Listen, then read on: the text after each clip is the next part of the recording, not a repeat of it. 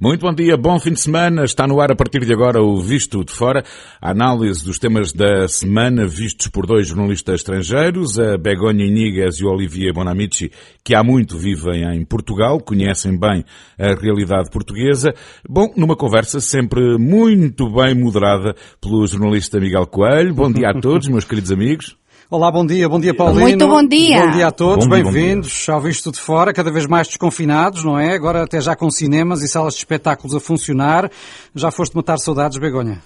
Ainda não, mas ainda teño saudades túas, porque quero que saiban os ouvintes da Renascença que Olivier e eu estamos nun estudio, o noso estudio habitual de facer este programa, nos estudios da Renascença, en Lisboa, mas tu estás no outro estudio. Temos Na no prevenção é que está o ganho, exatamente. Exatamente. E tu, Olivier, já foste ao cinema ou ao teatro?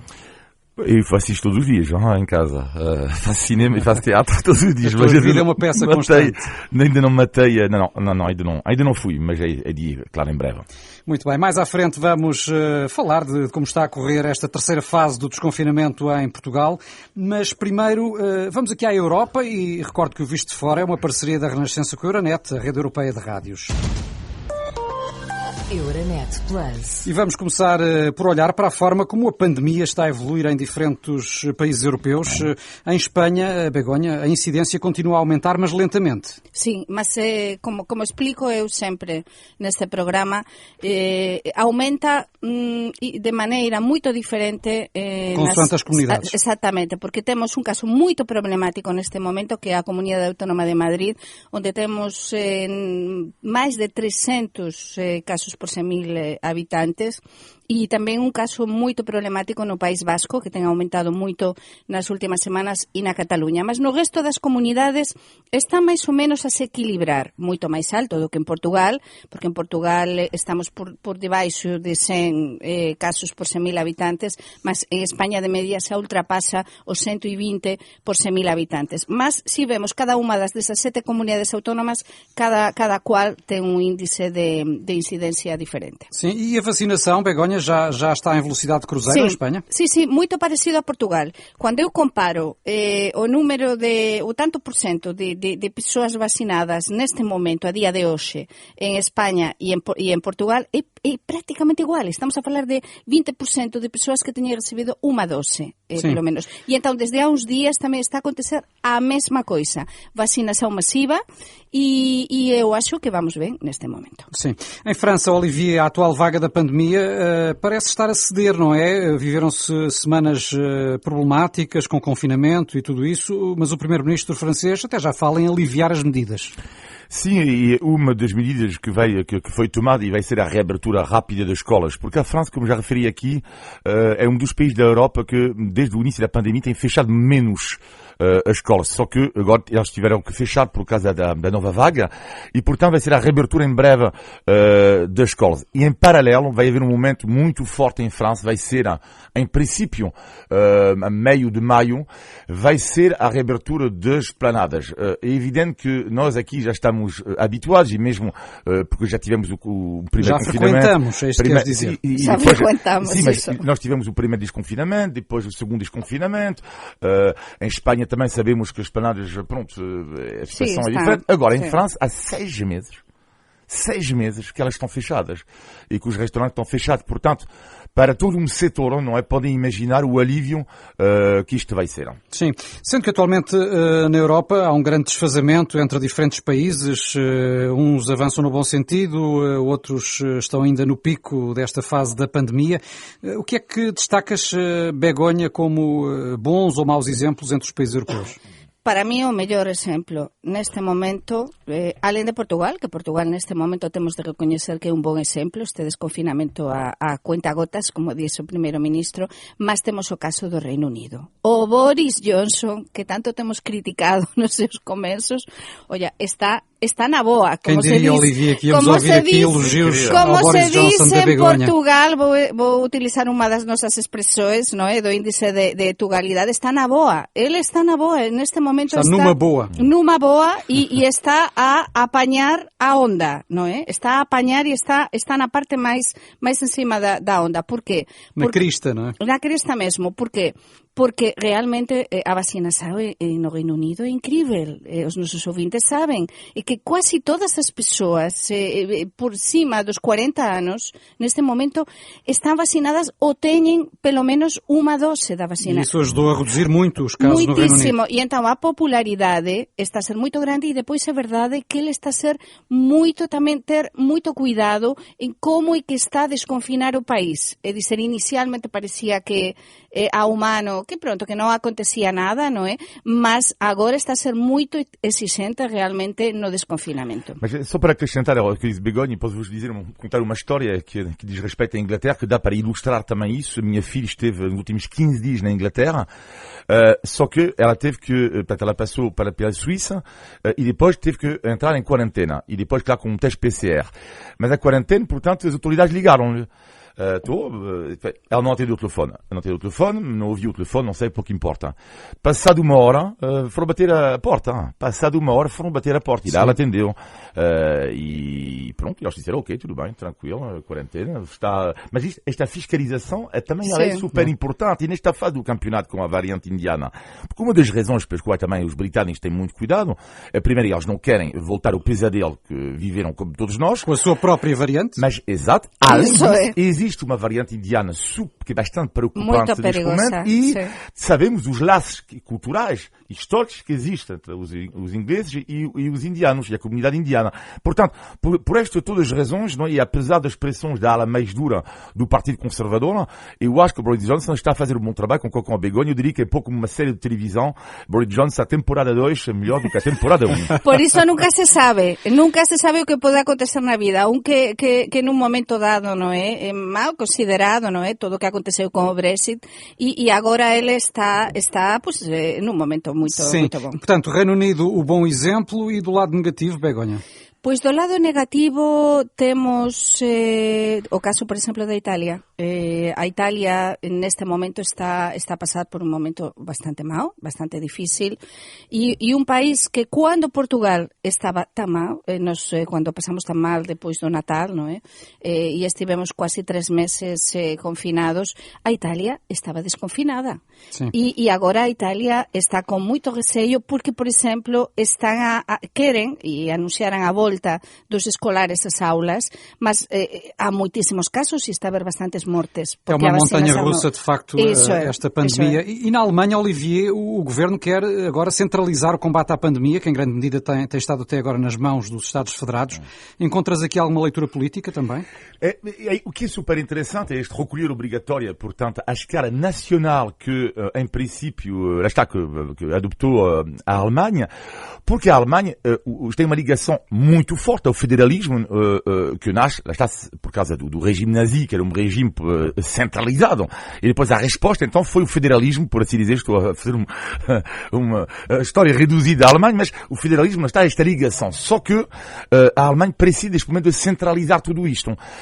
E isto vai ser interessante ver depois as consequências também, porque sabemos o peso, um pouco como em Espanha, o peso das regiões, e na Alemanha existe o peso das regiões. Mas esta centralização que existe na Alemanha neste momento é algo, de facto, de bastante curioso e de bastante novo, por assim dizer. Sí, porque, por exemplo, no caso da España, cada comunidade autónoma dona e senhora, digamos, de fazer dentro do limite. É um pouco como se passa cá com os Açores e a Madeira, no fundo. Exatamente. E podem fazer, é verdade que há reuniões semanais entre os comitês científicos das diferentes comunidades autónomas, com o governo espanhol, com o Ministerio de Saúde, mas cada cual decide uma série de coisas. Por exemplo, neste momento na Galiza, ninguém pode sair a xantar até, pode xantar, mas bastante cedo para o que Espanha, às 10 e tal, se tende a fechar. É dizer, e não é igual, por exemplo, em Madrid é um bocadinho depois, e assim, pois se analisamos cada comunidade autónoma, teñen o seu propio recolher obrigatório e as suas próprias normas. Deixem-me ouvi-los sobre isto. Entretanto, foi aprovada esta semana também a vacina da Johnson & Johnson, depois da polémica que se instalou. Já tínhamos tido, claro, o episódio com a vacina da AstraZeneca. Será que agora podemos confiar, Olivier, que as polémicas acalmam e o processo de vacinação vai decorrer sem sobressaltos de maior? Espero eu, porque eu acho que também não temos grandes hipóteses. Neste momento só temos, a vacina maior que nós temos neste momento é Johnson e AstraZeneca. Eu acho que a partir do mês de junho as coisas podem mudar, mas porque eu acho que o jackpot foi ganho. É um jackpot para Moderna e para Pfizer, não só a nível dos resultados, como no respeito das encomendas e tudo isso. Portanto, eles ganharam, é o jackpot, mas até lá, vamos ter que conviver com a Johnson e a AstraZeneca e eu espero que as pessoas, lá está, eu acho que já foram vários estudos sobre isto, possam ser vacinadas, porque é preciso, sobretudo, ganhar este combate contra as variantes. Mas o importante é que ganhemos nós o sorteio, no que gañen as farmacéuticas. E penso que agora estamos no bon camiño, porque até agora foi desastroso. Temos falado tantas semanas sobre isto, non? Estábamos todos moito aprensivos porque estábamos a ver que non alcanzábamos os obxectivos.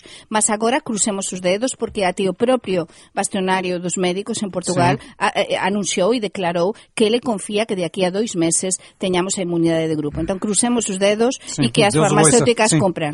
A situação da pandemia também dominou a cimeira ibero-americana esta semana em Andorra, com muitas promessas de solidariedade.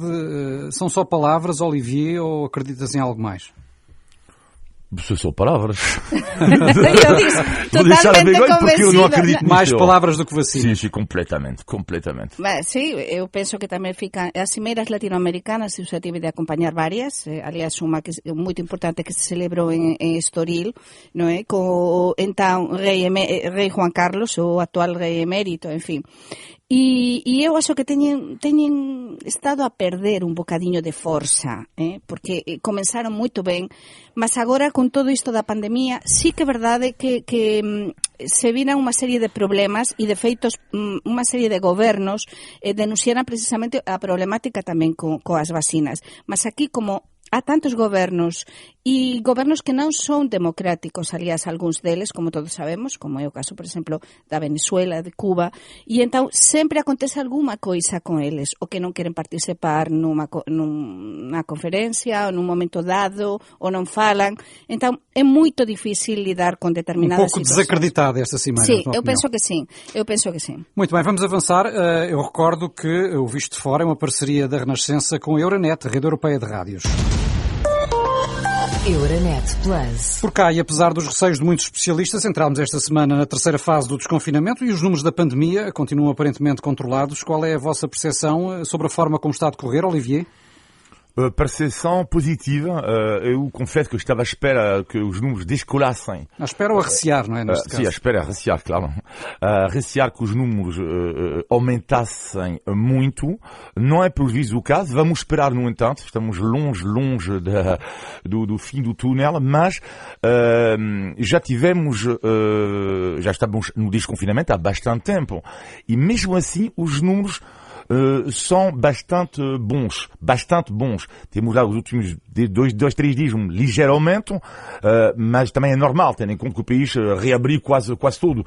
E de uma forma geral tem observado que há algum cuidado. É evidente que falávamos hoje semanas que há pessoas que não têm a marca, há pessoas que não têm cuidado, mas mesmo nas planadas, é por isso que o papel da comunicação social ele é super importante.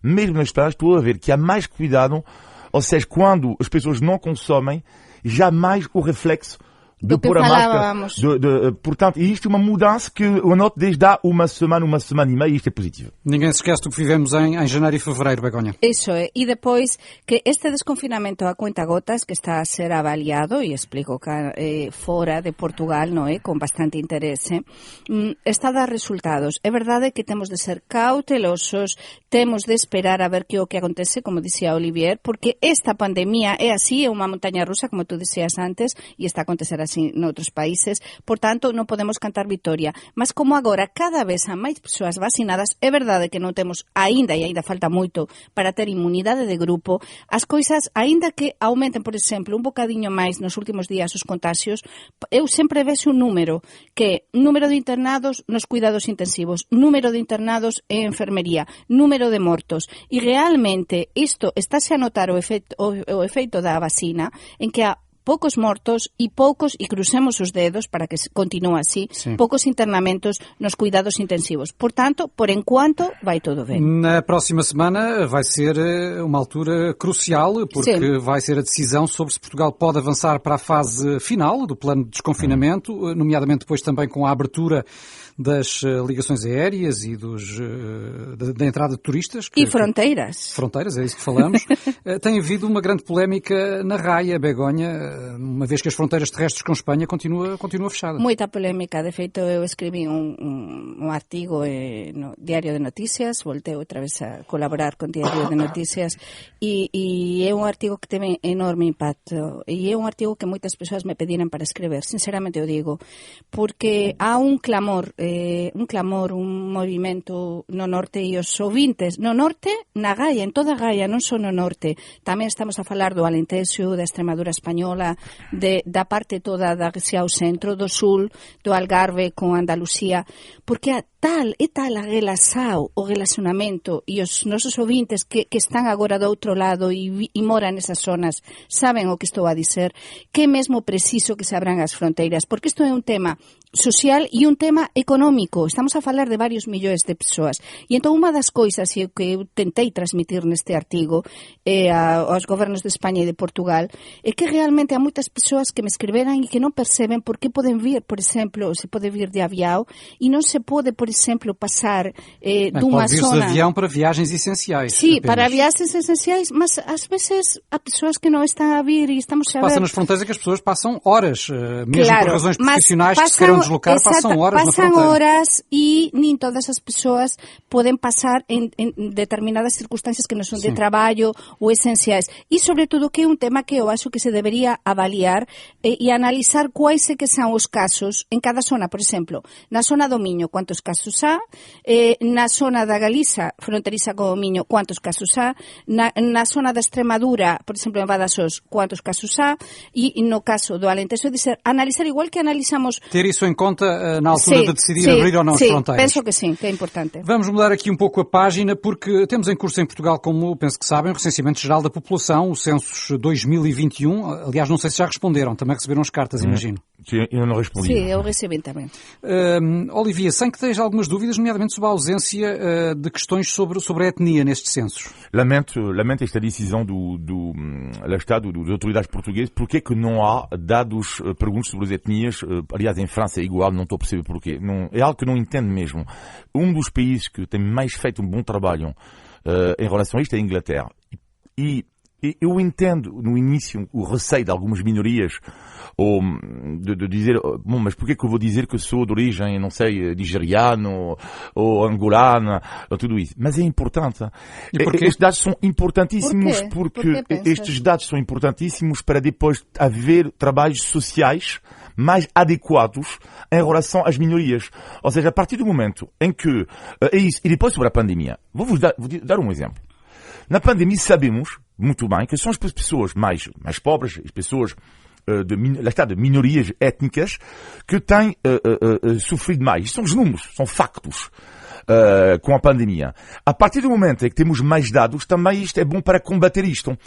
Portanto, estes dados não servem para discriminar, não é? E pelo contrário, dá para também ver, isto é importante, não estou a perceber porque é que uma pessoa pode ser perfeitamente portuguesa e angolana, não há nenhuma contradição, nenhuma, depois e porque é que não pode dizer que tu és de origem angolana? Porquê? Mas todo isto que estás a explicar tem a súa lógica, mas temos de ver isto con abrangência, e realmente, eu, por exemplo, lembro-me, quando era estudante e quise estudar nos Estados Unidos, e estive quase para ir fazer un mestrado lá, e finalmente a miña familia decidiu que non era o timing, e fiquei moito triste, mas cando fiz toda a papelada, lembro-me perfeitamente para unha universidade, Michigan, nos Estados Unidos, que me perguntaban a raza. a etnia, é dizer, e a mí pareceume racista, é dizer, sí, pareceume, eu sou branquiña, tamén lá non tería, e de feito xa tiña a admisión feita, non é? Tiña para entrar sin problema.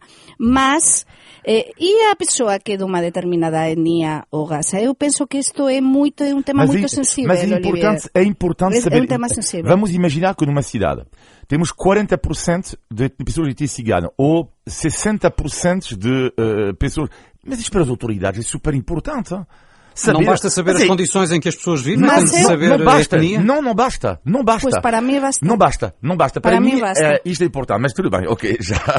Eu defendi o sistema inglês, mais uma vez, mas não é para apoiar Boris Johnson. É disto que vive o visto de fora. Exato. Claro, esta tensão permanente aqui entre o Olivier e a Begonha. Bom, e já que falamos de tensão, em Portugal temos agora de novo instalado o debate sobre a eventual criação do crime de enriquecimento injustificado, isto um pouco ou muito a reboque da decisão instrutória do processo Marquês. É um tema que voltou à tona. O que eu vos pergunto é se faz sentido que há tantos anos se fala em Portugal de uma medida como esta para combater corrupção, sem que até agora ela tenha passado à prática. Respondo eu? Sim, faz favor. Por exemplo, sí, eu acho que é moito necesario neste momento, mas é un tema tamén sensível e un tema que se tende a facer moito ben. Eu precisamente lle perguntaba isto há uns días a Luís Márquez Méndez cando entrevistei, que ele, alén disso é advogado, e ele me explicaba precisamente que se ten de ter moito cuidado e non facer en quente, non é? Eu ouvi tamén varias opiniões. Mas o quente aqui seria em relação ao que? Ao processo Marquês? Claro, o processo Marquês e avaliar. De esperar que acabe o processo Marquês? Non se trata de esperar, mas trátase de facer moito ben. Por qué? Porque eu estive a ver, por exemplo, e sei que van gostar de saber o que acontece en España, e en España, por exemplo, teño de dizer que non existe unha lei que non o que nos chamamos enriquecimento ilícito, non é? Non existe, mas tentouse tamén precisamente a raíz de todos os casos de corrupción nos partidos políticos españois, que todos tiveran casos de corrupción, e tamén no caso do rei emérito, non é, da familia real, todos estes casos de aproveitamento ilícito tamén do seu cargo. Espanha é justamente conhecido como um dos países que tem mão dura sobre casos de corrupção. Como é que faz se não existe uma lei como esta? Mas non existe unha lei no Congreso aprobada no Congreso dos Deputados, mas estas persoas, a diferenza de Portugal, van ao xulgamento, son xulgadas, van a prisao. Temos o caso de presidentes de bancos como Mario Conde ou expresidentes de bancos que foran a prisao, o ex-vicepresidente Rodrigo Rato co Aznar que esteve na prisao. O genro do rei emérito, por exemplo. O genro do rei emérito que está neste momento. Dizer, non é preciso en España, no caso de España, ter unha lei porque realmente a xustiza faz o seu traballo. Então eu digo cá, eu penso que também a Justiça tenta fazer o seu trabalho nisto, não é? Sim, temos ouvido alguns argumentos nesse sentido. Há quem defenda que mais do que novas leis seria necessário, sobretudo, fiscalizar e punir efetivamente os crimes que apareçam. Em França, há alguma lei deste género, Olivier? Não, é exatamente porque isso eu consegui enriquecer em França. E vieste para Portugal, claro. Sim, depois de ter ficado rico, depois pensei, onde é que posso ir? Não, mas agora, a sério, não existe em França. Eu acho que esta lei em Portugal ela é essencial também para apaziguar um pouco, porque é muito blá-blá em relação à corrupção. É muito blá-blá e poucos factos, poucas medidas. Completamente. Se toda a gente diz isto é uma vergonha, também mas é uma vergonha e depois.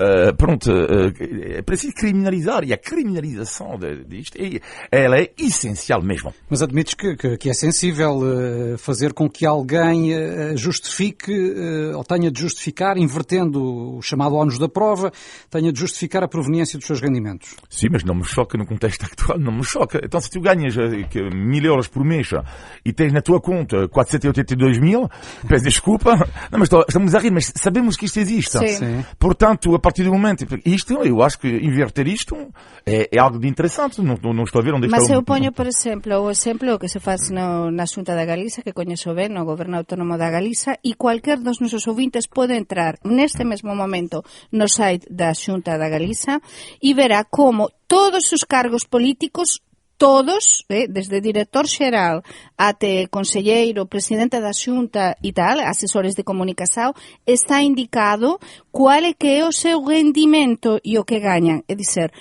se chama portal de transparencia e é unha coisa que, por exemplo, no caso dos deputados no Congreso Español, os deputados nacionais, acontece a mesma coisa e estáse sempre a rastrear, por exemplo, no caso do Pablo Iglesias de Podemos, foi moito seguido e controlado cando compraran unha grande moradía, como é que obtiveran ese diñeiro, os empréstimos, é dizer, en España existe muita fiscalização por parte dos mídia. E já que falamos de dinheiros, o que é que me dizem à Superliga Europeia de Futebol, o projeto que morreu à nascença? Esperavas, Olivier, uma reação como a que houve e que foi muito além do futebol? Reação magnífica. Sr. Pérez e a Sra. Agnelli são derrotados, mas é que é uma vergonha absoluta.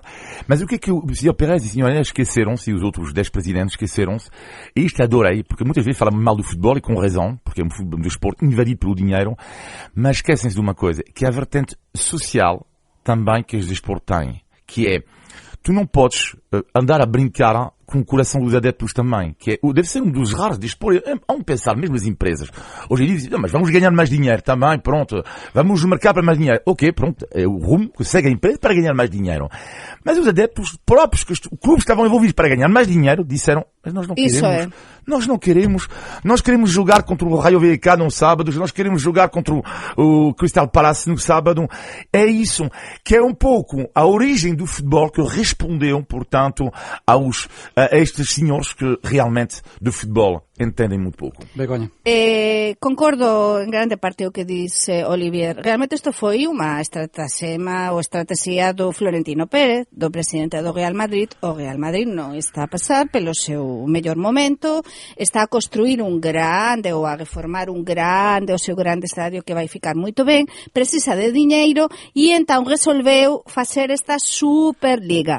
Mas que acontece? Que os que pertencemos, como é o meu caso, a equipas que non son o Real Madrid ni o Barcelona, por exemplo, en España, como é o caso na miña familia do Celta de Vigo ou do Deportivo da Coruña, pois realmente ficamos tamén, como dixía Olivier, moito xateados. E é verdade que as ligas nacionais son moito importantes. E eu quero que os ouvintes da Renascença saiban que falouse bastante en España tamén de por que cando se crearon todas estas equipas, non é? Da parte da Premier League, da parte do Real Madrid e do Barcelona, inicialmente o Atlético de Madrid. Só Inglaterra, Espanha e Itália. Sí, pois falouse de Portugal. E, por exemplo, na miña radio e en diferentes radios españolas falouse. E por que? E o Benfica e o Porto fican de fora, e dizer, era unha injusticia moito grande, e entón foi unha grande derrota para o Florentino Pérez e para as persoas que pensan, como ele, que o futebol é só dos grandes, o futebol é tamén das pequenas equipas. Esse argumento é mais do domínio quase do emocional, quando falamos dos adeptos, Olivier. Então o que é que explica que tenha havido uma reação política, inclusive, da União Europeia, de tantos governos, do Boris Johnson, que terá sido uma pedra-chave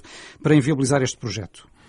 Sim, mas de qualquer modo sabemos que há sempre também um aproveitamento político cada vez que a opinião vai nesse sentido. Sim. Ora, Macron e Johnson, neste caso, sentiram, e sobretudo no caso de Boris Johnson, porque a reação foi sobretudo importante na Inglaterra, sentiu que a opinião pública britânica não podia aceitar uma coisa dessa.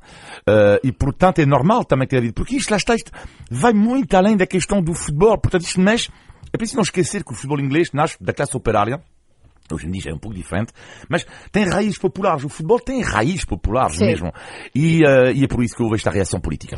Isto terá a ver também com o facto dos clubes terem deixado, na sua grande maioria, de pertencer aos adeptos, porque agora são homens de negócios, muitos deles milionários, vindos de países estrangeiros, inclusive, que se apropriaram praticamente de grandes clubes ingleses e de outros países. Será que eles perderam um pouco a noção do terreno em que se movem? Sim, perderam, mas isto serviu, se nós avaliamos e analizamos, eu sempre gosto de voltar para trás o que se dizia há 3 días, ou 4, quando ainda o Florentino Pérez podia pensar que esta Superliga podia avançar, não é? Mas ele ainda não desistiu, não é? E o Barcelona também não. Ele disse que não desistiu, mas vamos ter um Real Madrid-Barcelona todas as semanas. Havia alguns analistas en España que diciam, isto é para continuar, para avançar. E eu sentia unha revolta, e eu estaba a ver a opinião pública das persoas, como explicaba Olivier, e dizer, o futebol é un desporto de equipa, é un desporto, as claves do futebol, as persoas que gostan de futebol, son persoas que defenden unha serie de principios, e entón eu acho que por enquanto, crucemos os dedos, impoese sobre todo a vontade dos aficionados, das persoas mesmo de base, e isto é importante. Mas de referir que os grandes clubes esquecem de um ponto importante, que é adepto não é apenas cliente. Isso é. E isto é importante, mostrou isto, esta crise, este projeto da Superliga Europeia. E, só para fechar, o que disse o presidente do Bayern de Munique, extraordinário, que é, ele disse, o futebol tem que repensar os seus custos e tem que haver uma gestão mais equilibrada. Exatamente isto, é como uma casa, como uma empresa. Se tu ganhas 20, tu não podes gastar 30. São eles que têm que pensar que os ordenados estão a ser inflacionados. São eles que têm que pensar que as televisões já não vão pagar o que pagavam antigamente. É isto, e depois racionalizar os seus custos, em vez de nos inventar uma prova que nós não queremos. E fico também com as palavras do Diego Simeone, porque ele é latino-americano, vamos dizer o nome em espanhol, do Real Madrid, do Atlético que Madrid. eu adoro e penso que é um crack, quando ele explicou em conferência de imprensa que o mais importante precisamente eram os adeptos e que ele se devia, e o Atlético de Madrid se devia ao seu clube, aos adeptos, às pessoas que estão semana tras semana a apoiar a sua equipa. O que também foi curioso, de facto, ouvirmos jogadores e treinadores que normalmente cumprem rigorosamente as ordens para continuar silenciados, não é, por parte dos clubes, por isso que foi curioso neste momento a tomar posição. Muito bem, vamos avançar, já só estamos a 10 minutos das 11 e chegou a altura que, no fundo, é a mais aguardada deste Visto de Fora. Índice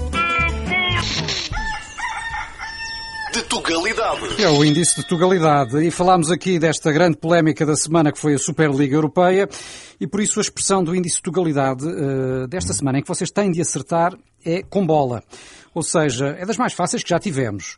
Baixar a bola. O que é que quer dizer? Baixar a bola, baixar a guardia. Fechar a cortina, ou seja, desistir. Deixar, assim, desistir. Não é desistir. Não calar. É baixar a guarda. Dizer que sim. Calar, aceitar. Não é bem aceitar, não é apaziguar. Bem calar, estás quase, não é bem, também não é isso, mas é quase.